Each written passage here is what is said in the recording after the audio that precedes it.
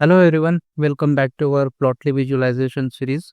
So far we have explored a variety of plots including 3D plots, scatter plots, line plots, bar charts, pie charts and donut charts, and even histogram. In each video we have taken time to understand how each charts help us analyze data from a different angle.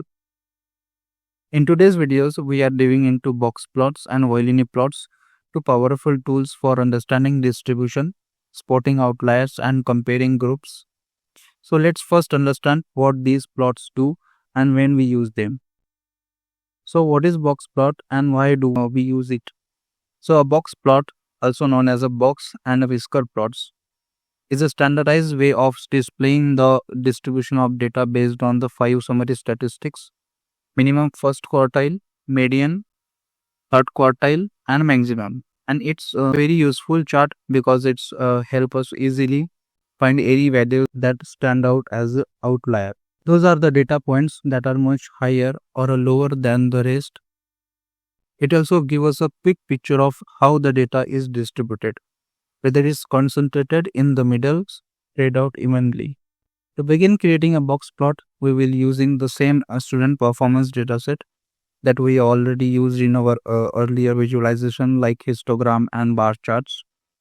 This dataset provides a detailed information about student academic performance, specifically their scores in subjects like math, reading, and writing, as well as various demographic attributes like gender, race, ethnicity, parental level of education, and more. So we have already loaded the data into our pandas data frame. So we are ready to start exploring. So let's now move on to create a basic box plot and understand what insights it can offer us. So here we first create a simple box plot of math scores using plotly express. So first here we are calling the pxbox function, which is designed to draw a box and whisker plots.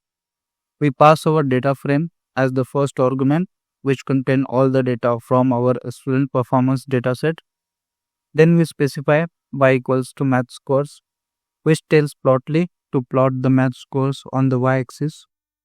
This means we are interested in analyzing the distribution of student performance in mathematics. We are not providing on x-axis here because we are plotting only a single variable. Plotting automatically take care of placing this block vertically. The next part is a title equals to box plot of math scores, which sets a meaningful title to appear on our chart, helping viewers instantly recognize and what is being visualized.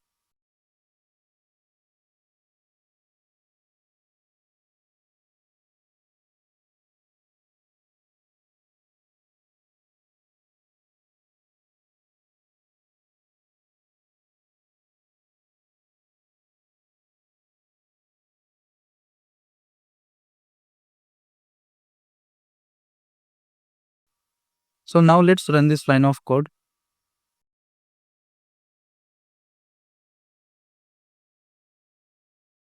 Once the plots appears, you will see the vertical box. The thick line inside the box represent the median value of this math scores. The top and bottom edge of the box, the 75th percentiles and 25th percentiles respectively. The whiskers stretch to the smallest and the largest value that are not considered outlier, and any individual points outside these whiskers are shown as dots, which are outliers.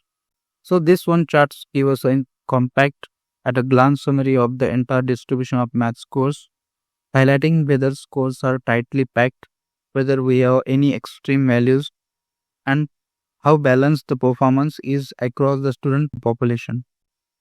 Now let's create our next plot. So this time we are going to create a box plot that not only shown the summary distribution of a variable, but also include every individual data points, uses notch to give us idea of the confidence interval around the median. So this combination allows us to deeply explore the variability and potential differences in data's centrality.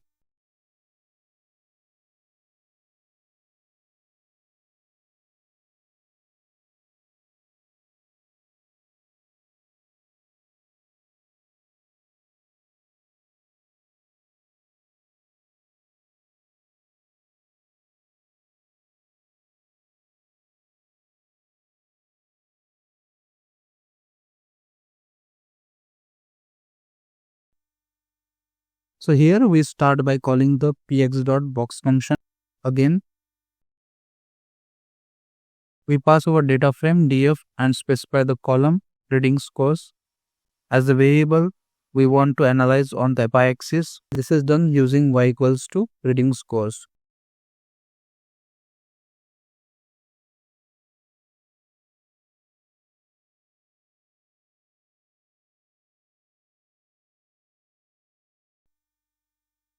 Next, we use point equals to all, which tells plotly to plot every single data point. So we don't just the whisker and box, but also how the individual observation are distributed. So this makes our box plot more granularly and transparent. We also include notch equals to true. Adding notch gives us a confidence interval for the median. If we are comparing multiple box plots, non-overlapping notches would indicate a statistically significant difference in median. And lastly, we set the title so that is clearly reflect what the viewers is seeing. A detailed view of reading scores that include all outliers and confidence ranges.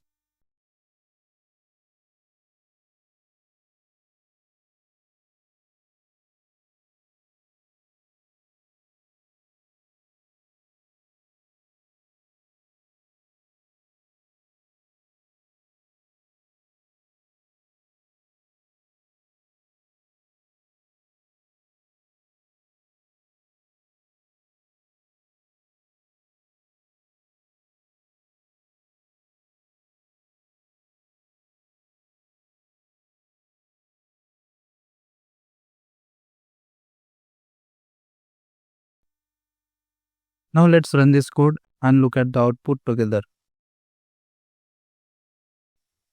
So we are going to see a lot more detail compared to the basic box plot. Each dot on the plot represent an individual student reading scores. The box and whiskers give us the usual summary statistics, while the notches statistical confidence, helping us understand whether the median might significantly differ across groups if we were to compare. Now let's move on to our next visualization tool, the Wiley plot. Before dive into the code, it's important to understand what a Wiley plot is and why it's useful in the data analysis. A Wiley plot is a method of plotting numeric data that is specifically effective for understanding the distribution and density of a data points. Think of it as a combination of a box plot and kernel density plot. While a box plot summarizes data using medians and quartiles, a Wiley plot goes further by showing the full probability distribution of the data. This makes it incredibly useful when we want to understand not just where the data is centered, but how it's spread out and shaped. The name Wiley plot comes from its shapes. It looks like a violin. The width of the violin at different values indicate the concentration of data. Wider sections means more data points exit at the range, while narrow sections show less frequency. So when we use a violin plot, we are aiming to capture the essence of the data distribution more comprehensively, especially when comparing across categories or subgroups. That we know what a violin plot is and why it is valuable. So let's move forward and see how we can create one using plotly. So here we first begin by creating a violin plot to analyze the distribution of writing scores. The code used the px.violin function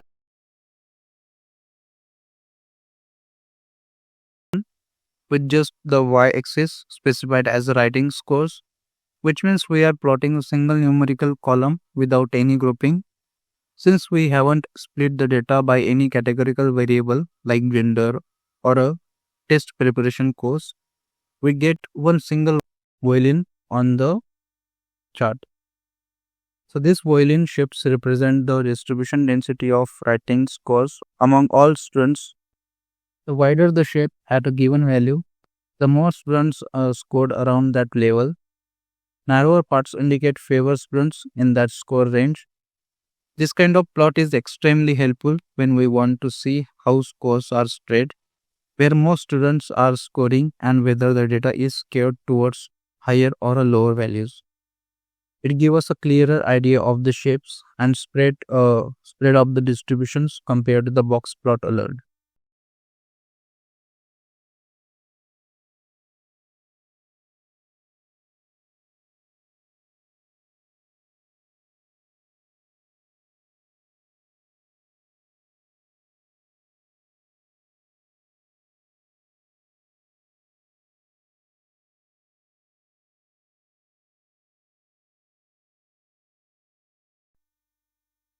Now let's run this line of code. Once the plots appears, you will see vertical violin shapes which represent the distribution of writing scores. This is called a violin plot and it combines the features of box plot and a density plot. The width of the shapes at different points show how frequently those values occurs. Wider sections means more data points are concentrated there, while narrower sections indicate fewer data points.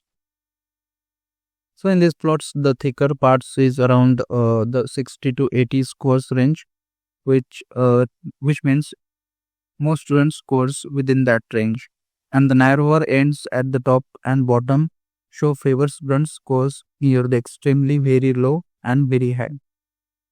You may also notice a small wide gap at the center, which typically marks the median, so the actual line might not be clearly visible unless explicitly added.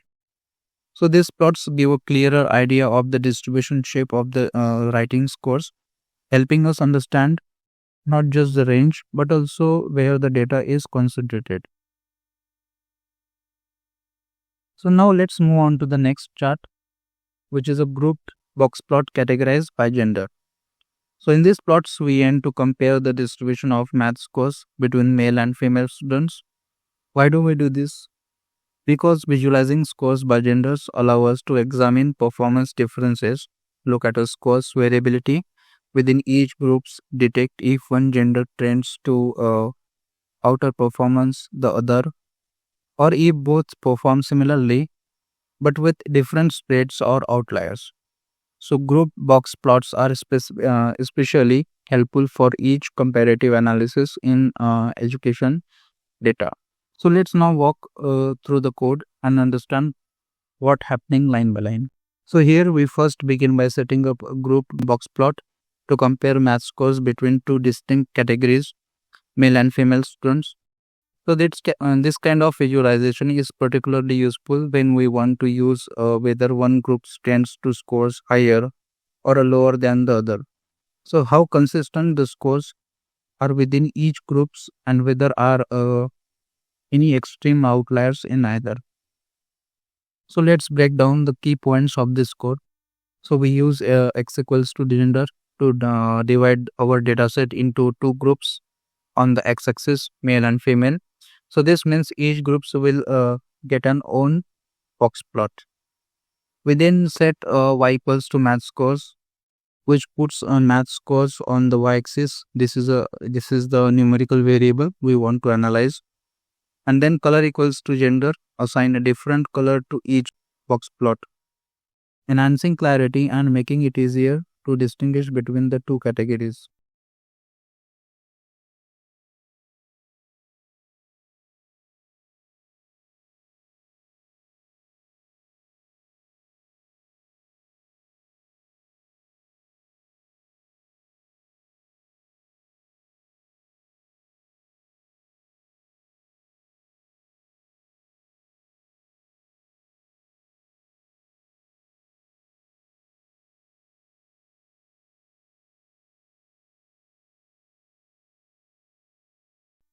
When we run this code, Plotly will generate two box plots side by side, one for male students and one for female students. So these setups allow us to immediately spot any differences in central tendencies, the range of scores, and any outliers present in each group. You will notice whether one gender tends to perform better or show a wider spread of scores. So this is a great way to visualize compare academic performance across categories, making it easier to identify trends or disparities. Now let's move on to the next chart, which is a violin plot grouped by test preparation course. So here, what we are aiming to visualize, we want to see how students' reading scores are distributed based on whether or not they completed a test preparation course. So this kind of plots helps understand not only the spread and the central tendency of scores in each group, but also the shape of the distribution, which can indicate performance, pattern, and variability.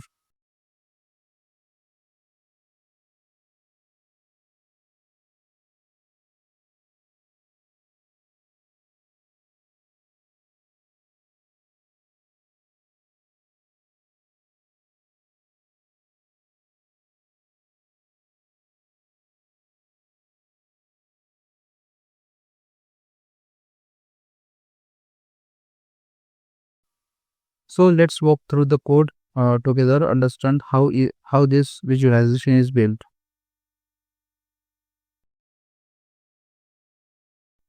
So here we start with the px dot violin function from plotly express, which we use to create a violin plot. The first argument is our data frame df, which contain the data from our student performance dataset.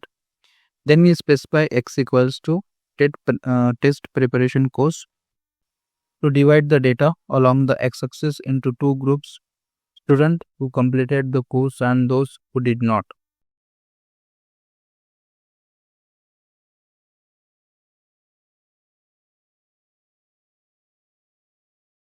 Next, we use y equals to reading scores to indicate what we are plotting reading scores. So this tells Plotly to visualize the distribution of reading scores for each test preparation category.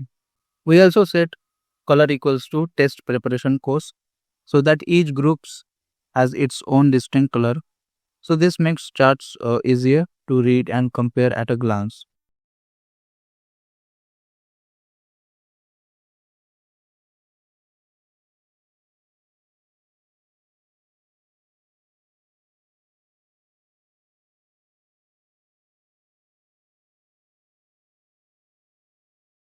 Now here are two important additions: box equals to true and points equals to all. So setting box equals to true, add a mini box plot inside each violin shapes. So this means we can see the median and quartile in addition to a full distribution. And points equals to all ensure that every individual student's reading scores is plotted as a small dot, giving a granular insights into how the scores are distributed.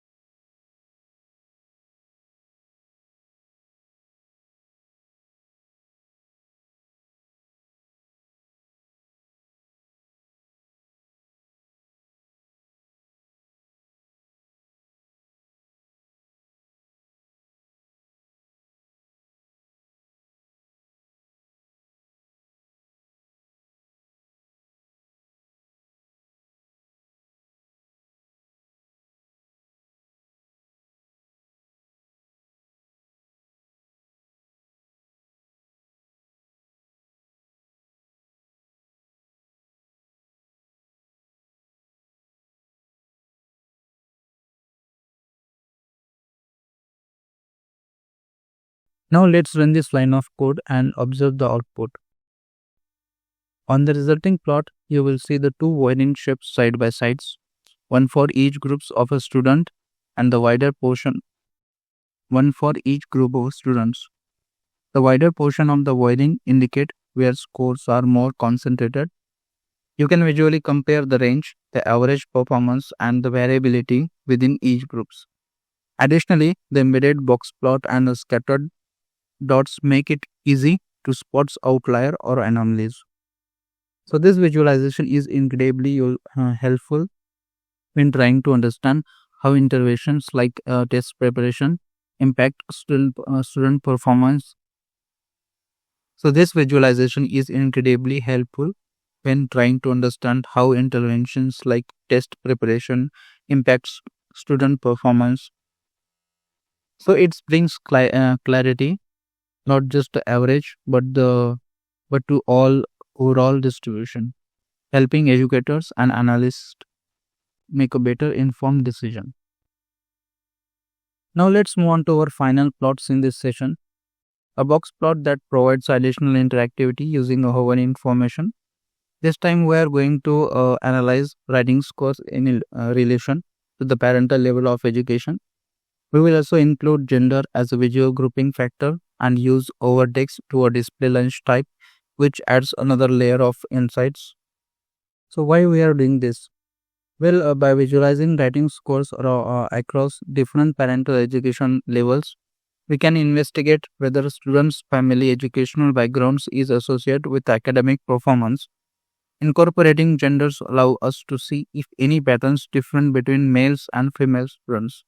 And the over information give us a contextual supports, helping us detect if access to males has any visual correlation with scores. So let's take a look at the code.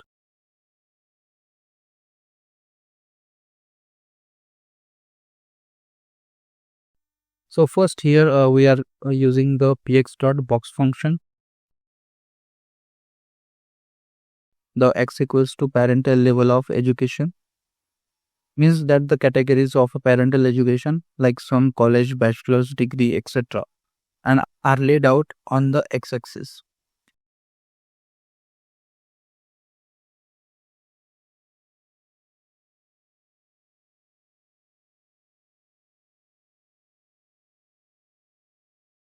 Then y equals to writing scores. Assign the student writing scores to the y-axis, which we are analyzing.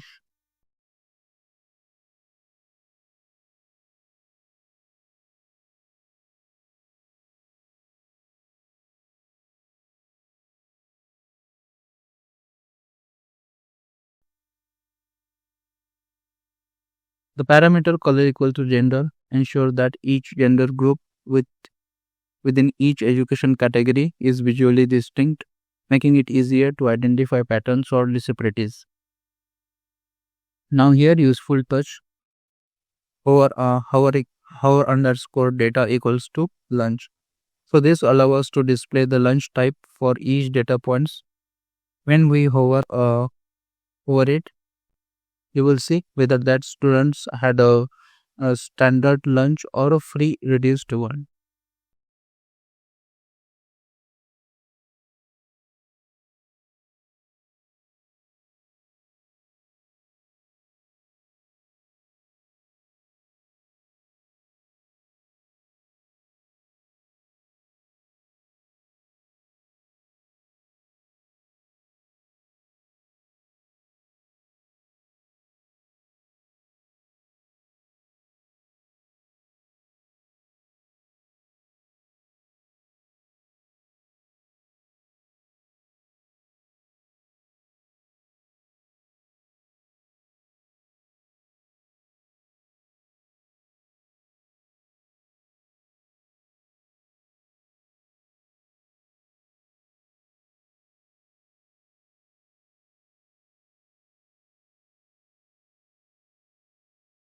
Now let's run this line of code. Once the plots appears, you will see a group of box plot representing writing scores categorized by a parental level of education and gender.